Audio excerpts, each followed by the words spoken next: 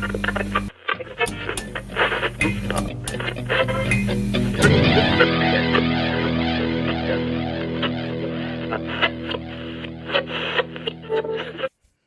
and welcome to my Deuze vlog.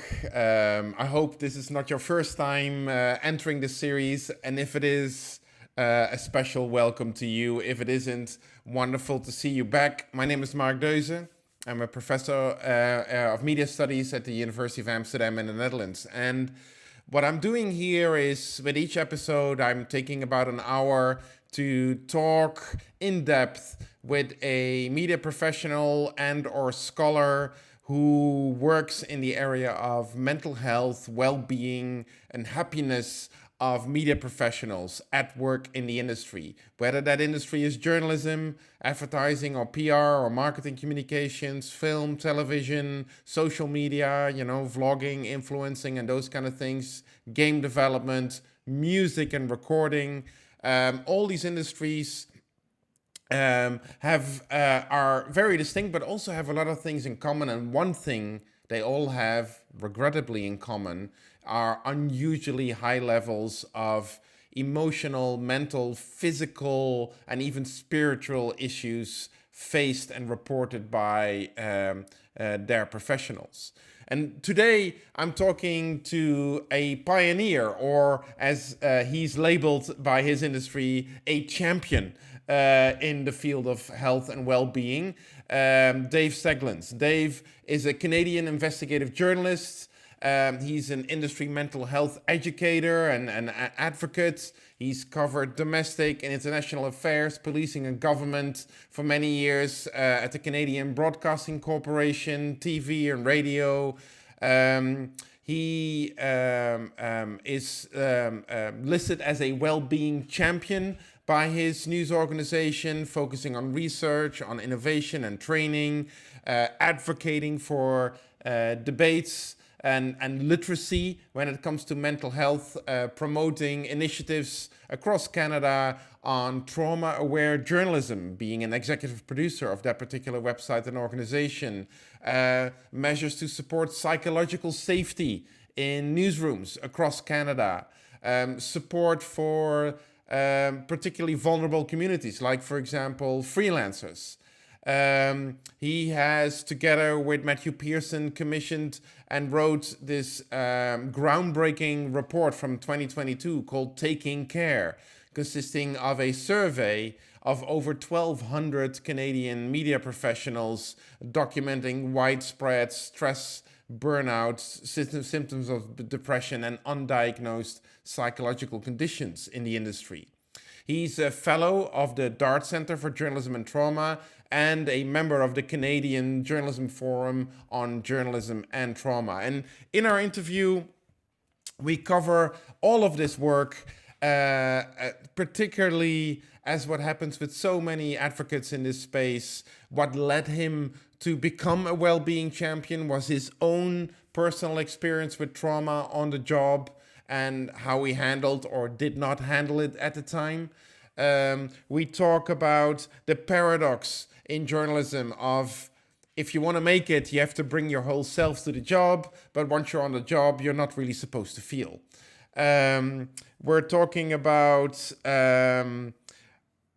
telling the truth as a passion for journalists, which provides us citizens with the news and with powerful source of public information, but actually can also be the Achilles heel for the journalists themselves. We talk about the link between journalists feeling well and happy at work, feeling included, feeling seen and recognized, and the whole discussion about diversity, equity, and inclusion in the industry. And finally, we talk through the various steps that Dave, through his work and the work with his colleagues, has sort of established that could or should lead to a more literate media industry workforce, creating space for conversations around health and well-being, identifying key stressors and acknowledging that they might be different from one journalist or one media professional to the next. Educate yourself and each other about how to approach this, how to talk about it, how to mitigate, how to become more resilient, and finally, to identify and actually change the practices that cause harm. I hope you enjoy this interview, as all the other interviews in this series. Please do not hesitate to reach out with comments or feedback, or if you know somebody, maybe yourself, that I should interview next. Let's jump in, Dave. Let's jump in. Absolutely. So again, thanks so much for your time. I genuinely appreciate it. And if you don't mind, I would like to start quite personally. You've in earlier interviews, you've been very straightforward about what was for you an eye-opening experience in relation to covering trauma and feeling that it really affected you. And if I remember correctly, you at some point saw a coach or a therapist or a counselor who reminded you that your stress response was normal. Like, there's nothing wrong with you that you're freaking out about your work sometimes, because that's actually a normal response to an abnormal situation. And would you mind talk a little bit about what happened to you when you realized that being stressed at work as a journalist is actually quite normal, and how that has subsequently shaped your engagement with this field? For sure. So, I mean, my story is this. I got hurt. I wouldn't have used this language before because I didn't understand what was happening to me at the time. Right. But I got hurt on the job, and it was an occupational injury, and that's the way I frame it now that I'm doing this work. But at the time, I was a, front of the line, top national news reporter with Canadian Broadcasting Corporation, and I wasn't covering a war zone. I wasn't in a conflict area. I was covering a court case. Now, it happened to be a particularly gruesome murder case involving a sadomasochistic serial killer. Ugh, And sitting through the proceedings of that, I saw a lot of graphic material. right. Um, what I didn't realize at the time, I was also putting myself through considerable stress because I was only getting about 3 hours of sleep per night. Mm. I was self-medicating with alcohol. I was, facing so many deadlines and work pressures in the context of covering this difficult material. So when this intense 4 or 5 days of court coverage finished, I, I went home. I could barely move. I could barely breathe. I thought I was dying. I Mm. didn't understand what was happening. So very quickly, through a doctor and a referral, I got myself to a trauma specialist. They're the ones who said, "Oh, well, you've been covering this terrible thing that is so offensive to your moral being, and you're seeing graphic traumatic images. This response you're having, this feeling of absolute despair, is normal." Mm. So, number one, it was validating for me that I wasn't going crazy, Right. that I wasn't eternally broken, because in the moment I was feeling so desperate, I just didn't understand what was happening. But what it became is a real lesson for me because nothing had prepared me for it. I Mm. had never taken anything in a journalism school. We had very minimal conversation within the newsroom culture of this is a potential uh, result of vicarious traumatic exposure. And as I healed and began looking at my news institution and the way I was being assigned, once I got back to work, it was like, "Oh, are you okay? Uh, how do you answer that?" "Yes, Mm. I'm okay." "Great. So off you go to cover the next murder." I got assigned very quickly to the very same kinds of cases. And I began to think, number one, it started as a bit of anger, actually, at my news organization. because I didn't feel that they were understanding what I'd gone through and they weren't protecting me. They weren't doing, their due diligence for their duty of care to their employees to say, hey, we need to be on the lookout for trauma. We need to understand that people who've gone through this need some extra care. They should be asking me, how do you feel about covering these terrible things? Mm. We didn't have those kinds of practices in place. And so it began as anger, but then this has fueled me to get into this work and to know that it is normal uh, has allowed me to sort of extrapolate and look at what do news journalists do? We cover human suffering all the time, Right. whether it's murders, whether it's natural disasters, wildfires here in Canada right now is a major, entire communities are being, evacuated and torn, families torn apart as homes are burning and all these terrible things that we cover, in addition to wars in the Middle East and Ukraine and all of these things. What are the practices we as an industry could have when we are assigning people to better look after them, to better anticipate this normal response? Uh, and it's not everyone. Like there were some unique things going on for me. Everybody processes trauma in different ways and at different times of their lives and under different stressors and with different amounts of sleep and more or less alcohol as you're medicating your Right. your stress, all of these things. Anyway, that whole comment about it being normal, number one, gave me some relief immediately, but also was really instructive to say what we really need is we need education. Mm. We need to teach ourselves about stress and trauma, how it affects our brains, so that we can prepare and anticipate and mitigate these risks going forward, which is what I've been pouring the last couple of years of my working life into trying to do and change. And correct me if I'm wrong, but these experiences that you've had and that sort of turned you onto this, and you pitched, I think, at your organization to start looking into this, and you became this. I love the title, a well-being champion at CBC and elsewhere. And but this was all pre-pandemic, right? Uh, Or my experience actually of what was diagnosed as complex post-traumatic stress disorder, Mhm. uh, that's 15 years ago. It Wow. always stayed with me. Yeah. Yeah. During the pandemic, in the first 6 months of lockdown, Mm. I had my children at home. We were living through the fear that everybody around the world was living. There were no vaccines. Uh, getting COVID was a potential death sentence. All of those stresses, still working in an industry that considered itself an essential service. So we weren't going physically into work, but we were reporting on all of the deaths and the human suffering brought by the pandemic. And then there was a case, a breaking news story about it was a child sex murder, and I got assigned to it. And Oh, I said to my okay. bosses, I said, you know what? I can't handle this right now. Of course. And the answer initially from my supervisor was, well, you can't refuse an assignment. Mm.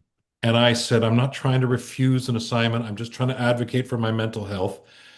And they threw their hands up and they said, well, you'll have to talk to a manager. So I got to a manager, and this manager basically said the same thing. Said, this is not the way it's supposed to work.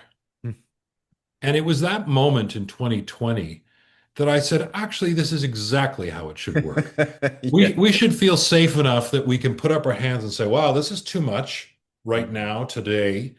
Um, and I said to that boss, who is a friend of mine, and we grew up in journalism together, I said, I'm not doing this assignment. I'll talk to you next week when all of our stress levels are down. Um, and the next week, I spoke to her and I said, this was situational. I'm not broken. I still want to be a journalist.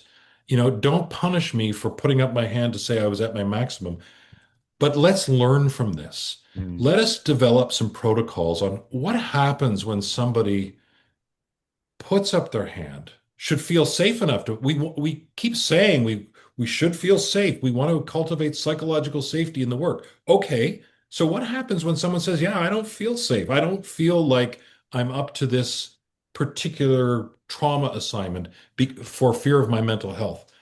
And I'm very pleased to say that that same boss, we're still working very closely together on this, and we are rolling out a protocol. I've been engaged in training over the last couple of months to almost 100 assignment editors across the Canadian Broadcasting Corporation, where we have a new protocol. Right. Here's what happens. Number one, there's an expectation that we're checking in with people if we're assigning them to particularly traumatic material. Number two, if they say no, okay, how are we going to work with that in a way that isn't um, immediately writing them off and taking them out of competition for future, tough assignments? But how do we have the discussions with them? Number one, to support them, making sure that they have what they need in that moment, but also making sure that the organization operationally can anticipate, okay, so do you think you will have a sensitivity to these kinds of stories in the future? And if so, that may be an operational challenge for us. How are we going to make sure that you're okay, but we get this work done? And it's a learning process, but I'm really pleased that from that, what was a really negative experience for me with my boss, basically me having to tell my boss, I'm not going to do what you've asked me to do, to now it's a protocol across our entire corporation. That's really good to hear. And the whole story just reminds me so much of this paradox in journalism that I mean you see in other types of media work as well, but especially in journalism that, you know, if you want to be a journalist, you're kind of expected to bring your whole self to the job, like your nose for the news, your intuition, your talent, your skill as a writer or as a editor, a storyteller. It's all very intimate, very personal. It requires all of you.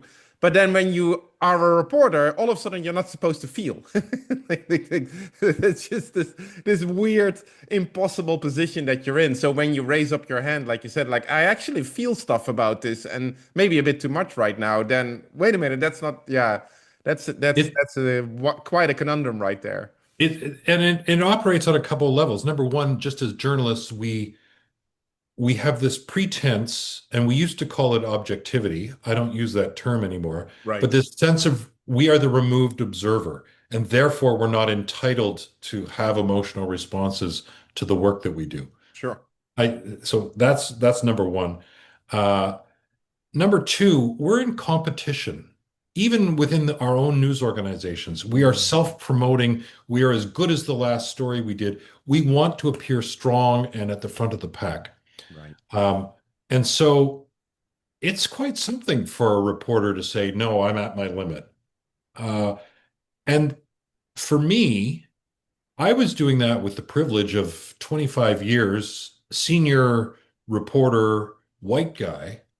And I say this in my trainings, if I couldn't put up my hand to my bosses and say, hey, I need to sit this one out, then really who can? Can the Right. young person? Can the aspiring new journalist of color? Can the freelancer? You know, how are they to with less seniority to navigate this whole world? Anyway, you're quite right.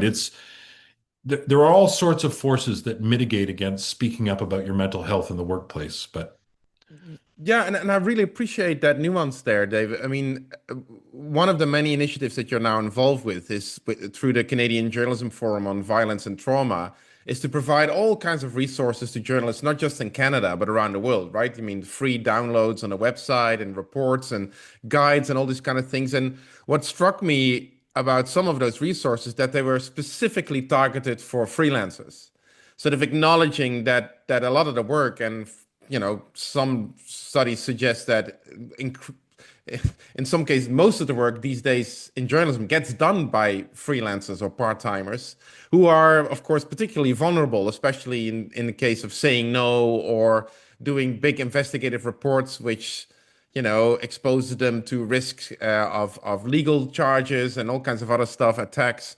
How do you look specifically at the role of freelancing in all of this? Because it's becoming more prominent around the world that that's the way to start or even have a career in journalism.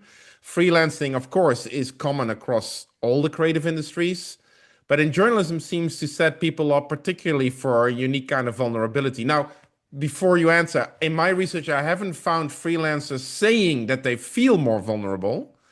A lot of them choose to be freelancers, so they know what they're getting themselves into, kind of. But yeah, I'm just asking because a lot of the stuff that you're involved in seems specifically targeted to support that group specifically. I think that that's where there's a huge gap. Mm, I think at large corporations where some of us we're creating peer support networks within large organizations like CBC, BBC, Reuters, NPR, um, access to company benefits for medical professionals, counseling, those kinds of things are luxuries of full-time employment. The mm, gaps in the industry are really pronounced and most obvious within the freelance community. I'm not surprised by your comment that freelancers don't express this strongly for the same reasons that there's fear of speaking up even within a news organization. Who wants to be labeled as the person who sure. has extra needs or, might be vulnerable when covering cases involving children or, whatever the example is. Freelancers have to sell themselves at every moment, and I think are at a particularly unique risk. Uh, One of the places that I find it really pronounced is in photojournalism. Mm, Large media organizations are downsizing their own photo departments, relying increasingly on freelance photojournalists. And those photojournalists are responsible for so many of the things that would prepare them in terms of psychological safety, their own training, their own gear, seldom having access to things like counseling support. Uh, and so this is why we're trying to fill some of those gaps. And I think I'll say two things. Large media organizations have a really strong duty of care if they're going and a responsibility, a moral obligation. If they're going to rely on freelancers' work, they ought to be helping fill those gaps and making sure that they're not buying product from people who are putting themselves in harm's way. I think, in the wildfire circumstances, some of our best photojournalism on wildfires in Canada, helping communities understand the threat are frontline photojournalists, and they're all freelancers. mm, The big companies won't send their people there because they see the liabilities and the risks. And yet we're relying on these images. And so anyway, it makes me think of the obligations of the large corporations. mm. There was a second thought about freelancers. Sorry, it's escaped me. I'm sure it'll come back because it's an interesting group of people. And you're so right that they're the last people that are able to speak up. Also, given the hierarchies in the industry. At the same time, it is interesting that the numbers, like the data on how they score on certain variables like stress or depression or burnout or whatever, aren't necessarily all that different from people who have the luxury of open-ended contracts or those kind of things. And referring to the research, I mean, that's another thing that I really wanted to talk to you about.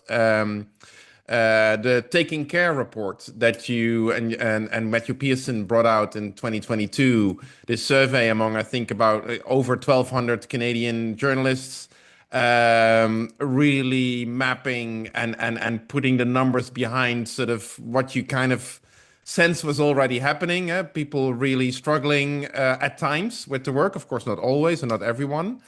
But and there was one quote from that report that I have to admit I use in every single lecture and presentation I give about this because it's so powerful with proper attribution, of course. But it's such a powerful quote. I mean, you write many media workers love their jobs, but their jobs don't always love them. And so what is this love for the work on the one hand? And what should this love for the workers look like? I mean, because I think the love the passion that media professionals feel is sometimes unfairly considered as a vulnerability. Oh, because you're so passionate, you'll accept anything. And I find, when I talk to media professionals, it's quite the opposite. It's like their passion, they have a very, I mean, they're very critical of the industry. It's just that they love what they're doing. And so that love, I don't know, I'm struggling with how we can use this love, and you use it so beautifully. Could you speak to that a little bit, Dave? I think, look, journalists are creatives, right? Mm, We are driven by this mission, this pursuit of truth, accountability, um, and that passion and that sense of mission can drive us to do amazing things, and right. it can sustain us. I mean, the truth of the matter is, journalists are highly resilient. I mean, we're sitting here talking about the negative impacts of trauma exposure or burnout or stress, and it can evolve into anxiety, depression, PTSD. But the truth of the matter is, most of us are really quite resilient, Mm, and we are fueled by that passion. But I think it is true. I think that that passion can be exploited or taken advantage of, to the point that there's a sense of, well, if you won't do it, if you're not willing to go that extra mile, there's plenty of other people out there who will quickly take your place. right. And so we have to be careful. Um, there are many cases. I mean, I'll speak to my own injury. I wanted to be the lead national reporter in that murder trial. It was a big story here in Canada. It involved a senior member of the military who'd become a murderer. Like, Mm, what kind of crazy story is that? right. So, and it was, the nation was captivated. I wanted to be at the front of that. Had a boss said to me, "We're concerned about your trauma load. We're going to bring in a second reporter and spell you off." You I would have would have been protested. I would Yeah. have been my own worst enemy. I would have Yeah. said, "No, you're not. To Right. hell with you. You're not doing that, because I want to own this." Mm, So there is a twisted irony that we are so fueled by the passion for being the voice of the work, and then we've got the organizations that are trying to rein in these racehorses, if I can put it that way, um, trying to be responsible, we hope, or not being responsible and just letting people burn themselves out. mm, I think there's a real tension there, and it's not just in my case. I've seen it in many cases where reporters, frontline journalists, camera operators say, "No, no, I'm good. I want to do this. I want to do this next big thing." And it's a step too far, and they get hurt. And then they turn around and go, "Where was my organization? Did they really have my back?" wow. And I think it's a troubling question because I'm not sure that news organizations know how to mitigate against somebody who's saying, "No, no, no, I'm going to be your best bet on covering these kinds of stories." Yeah, I mean, in one of the conversations in this series, I was talking to, well, in a way, one of your colleagues. I mean, you're involved with the Dart Center, Mhm. and I had a conversation with Amanta Pereira, who's working for the Dart Center, as you know, in the Asia Pacific, and he was telling me that what got him to do this kind of work on well-being and everything was this experience where he was covering a civil war in a Southeast Asian country, and his a senior reporter, his mentor, was also covering the war and who got shot and killed. And he said, what I remember of that moment is that I was frantically looking for a photographer to run out to cover the story. And then only later he just sat in shock and was like, oh my God, my best friend just passed away. But in that moment, right, that drive, that passion to tell that story, to report the truth, as you say, was the overriding. Would an editor at that moment had been able to hold them back? Probably not. But it's powerful. I appreciate you articulating that so much. And that maybe to just to continue a little bit on that taking care report that when it came out. I mean, you found so much evidence for, stress, trauma exposure, like we just talked about, people saying, I don't have any organizational support for this, high risk drinking, like as you say, self-medicating, people expressing struggling with staying resilient, even though we can agree journalists are probably more resilient than anybody else, given what they are facing on a day-to-day basis, including public distrust, especially online. And in the report, you concluded that a large proportion of media workers are living with undiagnosed psychological conditions. And at the time, if you're looking back, did you expect this level of distress among your peers, among your colleagues? I mean, what No. was the whole survey instigated by, oh my God, everybody's suffering, we need to document it? Or did it, when the numbers came back, was like, oh, this is a bit too much. This is more than we expected. I mean, that's No, no. I think is a recognition, and keep in mind we hatched this research plan during the height of the pandemic. We right, executed the survey in 2021, 2022. So it was an intense period. Um, right. I'm not sure we had a real sense of what we were going to find. Hmm. But the whole point was we need to move from the anecdotal to data. We Right. need we need to quantify what are the levels of stress? What are the levels of burnout in our industry? If we're going to evolve this conversation beyond, oh, it's poor Dave or poor so and so, we need to know what kind of scale of problem we're having. So we got academic advisors. I partnered with a professor. We got Anthony Feinstein, who's one of the preeminent psychiatrists and academic researchers in this field, and we designed a study and a survey. Now it's survey based, um, but that survey was incredibly detailed. It took 20 minutes.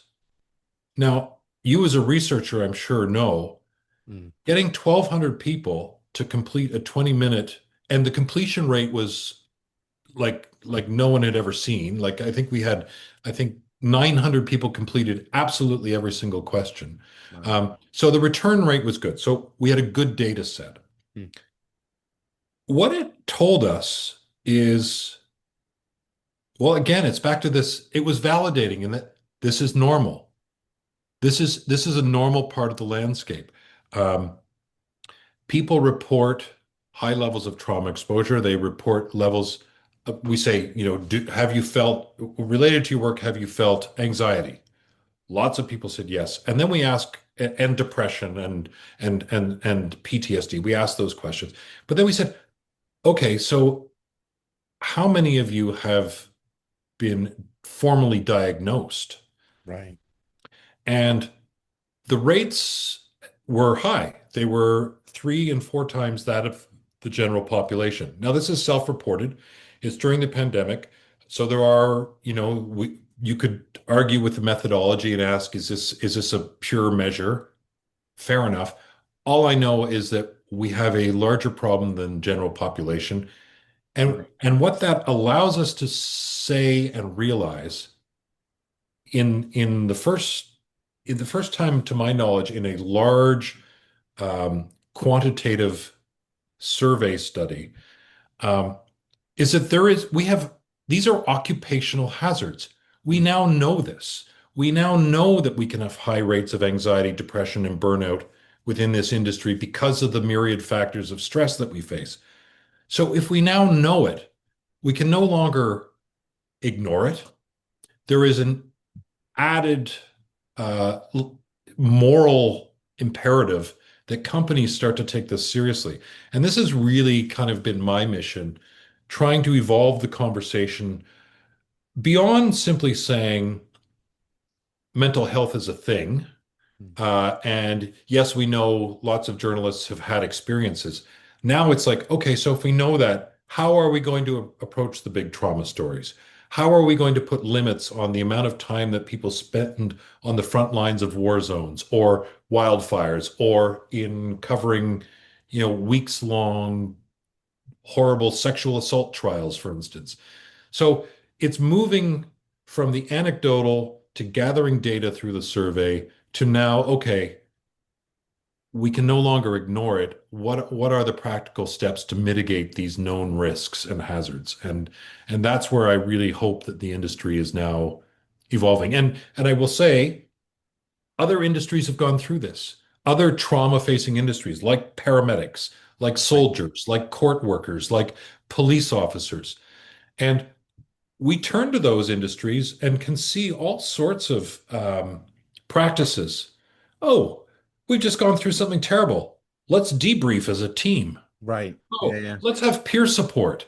You don't want to talk to your boss, you don't want to go to a therapist. Why don't we train up some peers who understand your job and may be able to help you out? So all of these things we're starting to borrow and learn from other industries and trying to, adopt them within journalism and the news professions. So it it's been painful for me getting there in terms of my own personal journey and for lots of the folks that you're talking to within journalism. I think of Mark Habra with the self-investigation. I think of the Headlines Network in the UK. A lot of those people have come through their own personal journeys of painful Absolutely. mental health journeys and experiences, but we are moving towards solutions and we are moving. Somebody said this early on in my work. This is about literacy. This is about raising people's level of understanding. And Right. I, I'm optimistic that things are slowly changing and that the level of literacy in our industry is improving.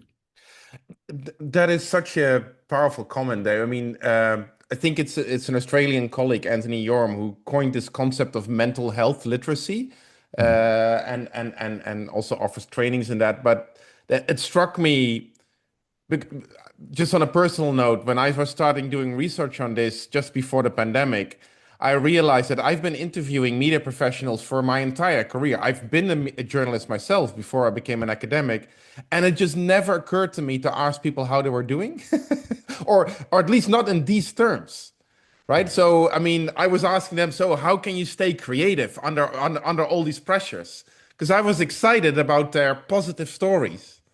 And I mean, but so it's interesting. Like I sometimes wonder, like because the story I can tell as a researcher about how difficult and stressful working in the media can be aren't a secret. I mean, they've been documented for the last 80 years that newsrooms can be very competitive and very tense, and that you cover, if it bleeds, it leads. I mean, this is not a right. Everybody knows. But it's somehow that it takes us that long to become aware and be literate about this is quite yeah, eye-opening, I will say. And specifically to that, again, initiative that you're part of is the Trauma Aware Journalism website and Mhm. organization. Hey, providing a news industry toolkit, all kinds of links to all kinds of resources for journalists. You're an executive producer there. Um, I mean, I'm guessing from what you just said that at the heart of that project is this quest for to improve literacy. Um, um, 100%. and trauma where I mean, and please correct me if I'm wrong, but what I found really powerful is that it's not, training journalists to become trauma aware when they go into, Ukraine or Gaza, but simply covering, a streetcar accident or a neighborhood fire or conflict, or because, yeah, we are inevitably, all of us as journalists at least, confronted with that or even if we have a colleague who's traumatized. You still have to sort of be literate in order to be able to deal with that. Is that a correct assumption from this particular project? Yeah, it's all about literacy. Mm. Where it comes from is I come from a broadcaster. I Right, went in part of my sort of training and learning to become the well-being champion at CBC, and I chose that corny title myself I love it. to be disruptive and provocative Right, because there aren't many well-being champions in newsrooms.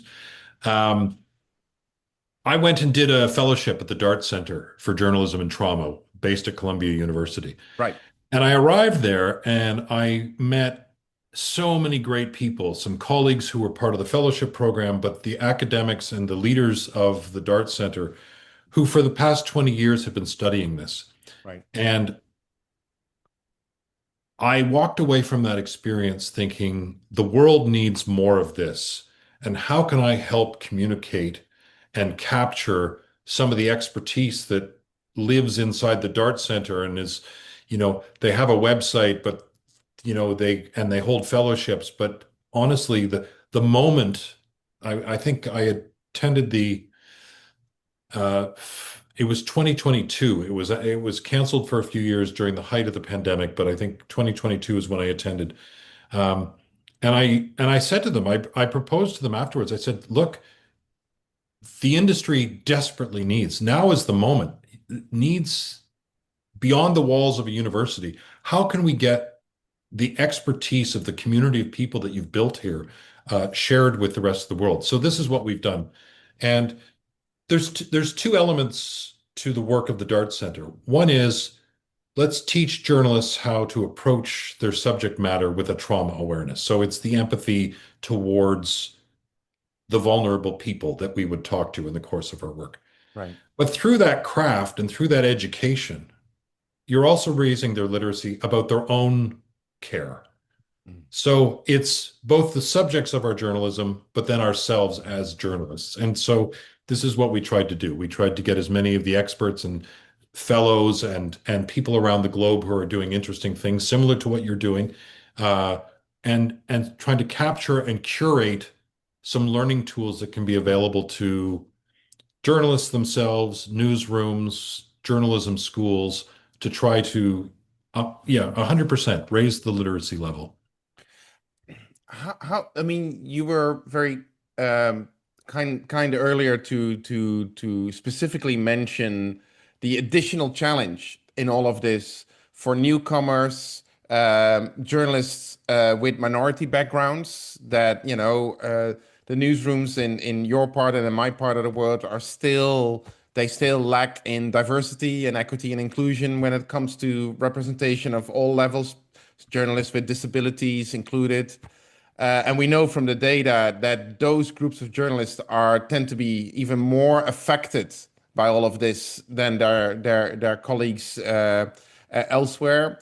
Um, it kind of struck me in doing this research that the two key challenges not related to AI in the contemporary newsroom, which is diversity on the one hand and sort of creativity and becoming innovative and develop new ways of telling stories and reaching audiences on the other hand, are both tied to this well-being story. Because if journalists feel unsafe and unhappy and stressed, they're not going to be creative and they're not going to manage to hold on to a diverse workforce.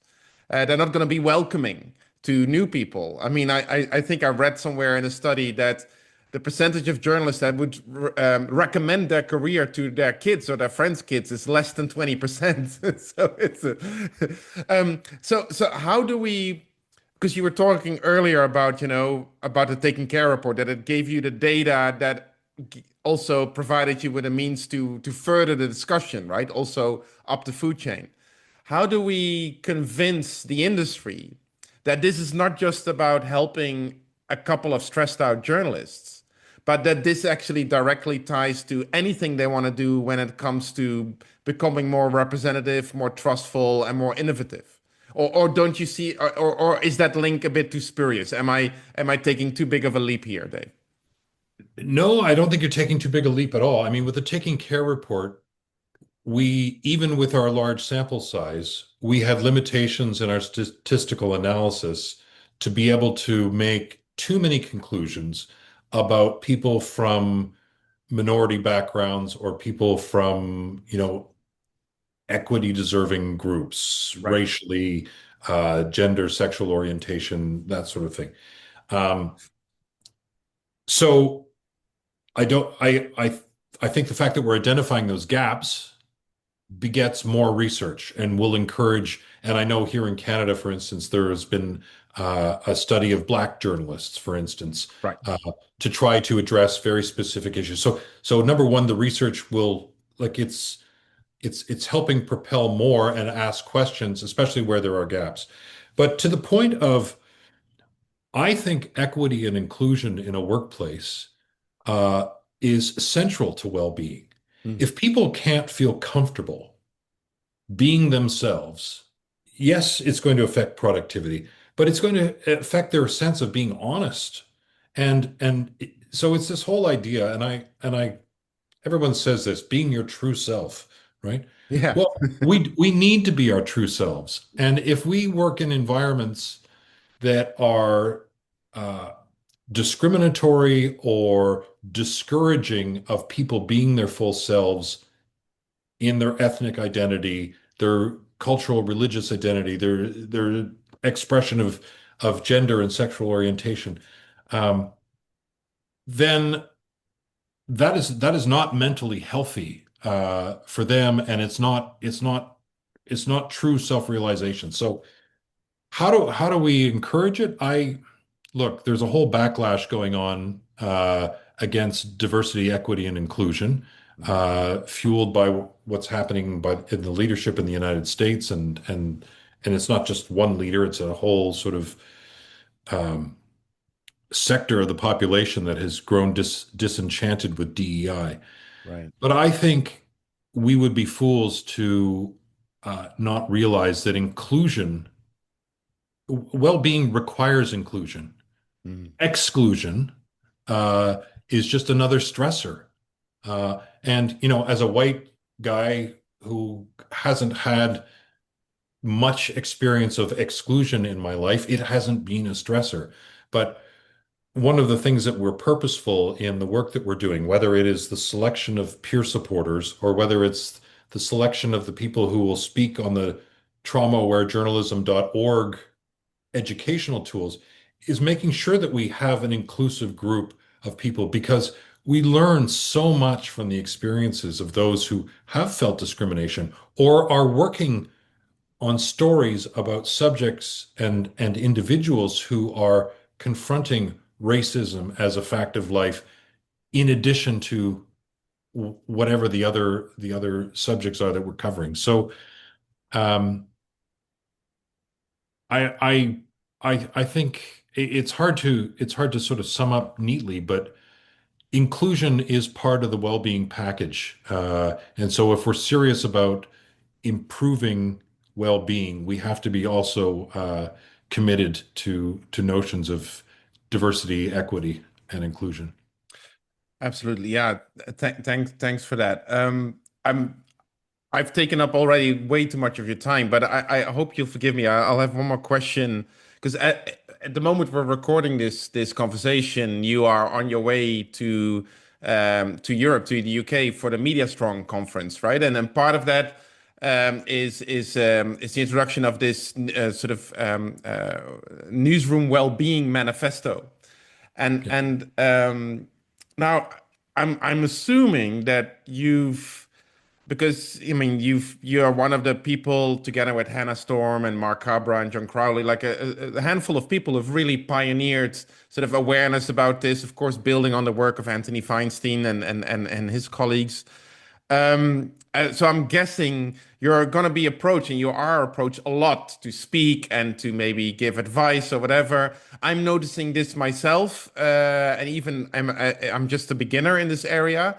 And I often get the question from professionals, like from film producers or from editors or whatever. Okay, Mark, yeah, I've heard the story, I get it. So what can I do about this starting tomorrow?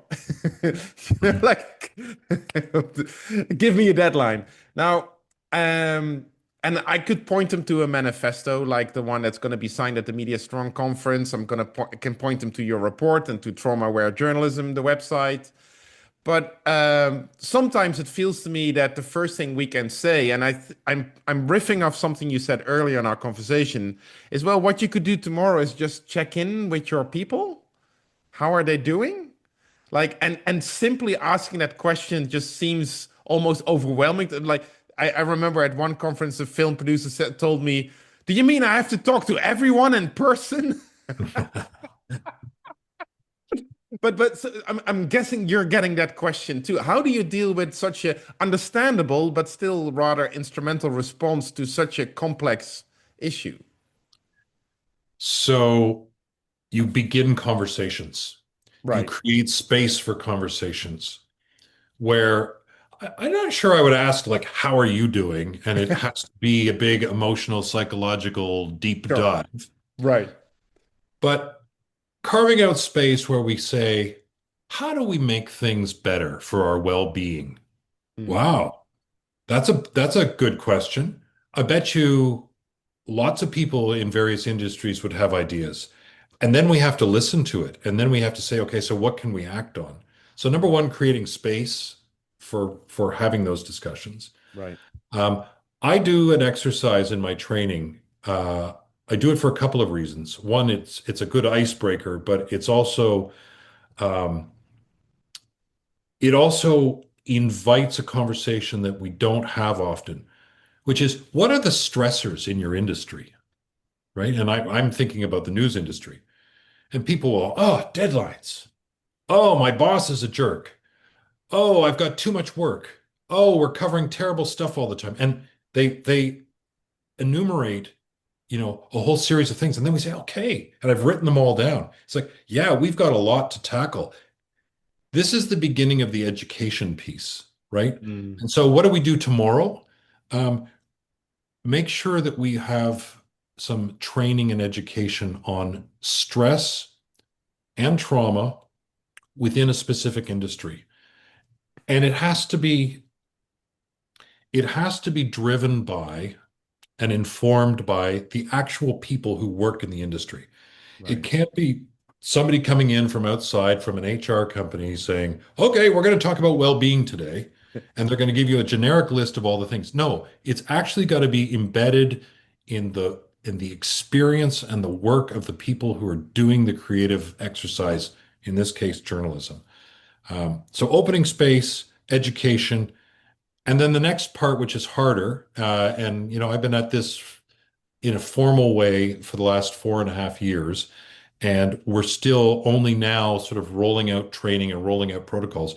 But what are the structural things that need to change? What are the practices and protocols that must be adjusted in how we do our work?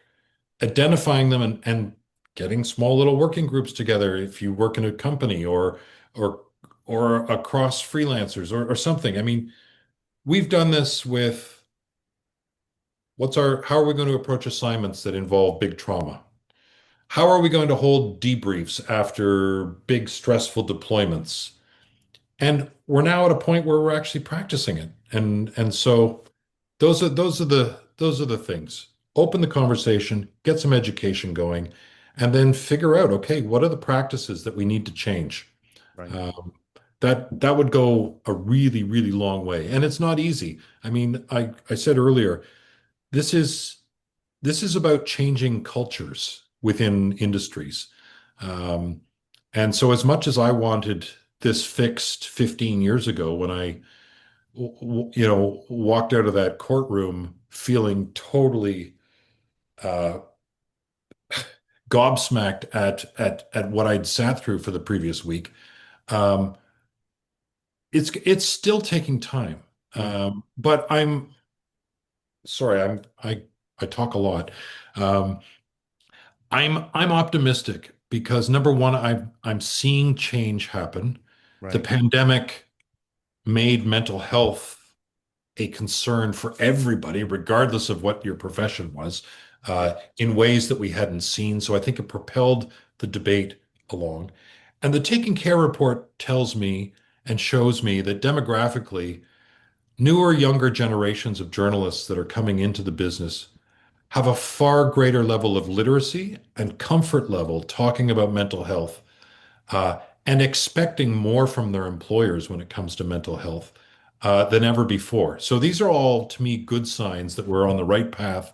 That that long stereotype of the grizzled news hound with the bottle of whiskey in the Chain cupboard, smoking and yeah. chain smoking, which I might have been one of those.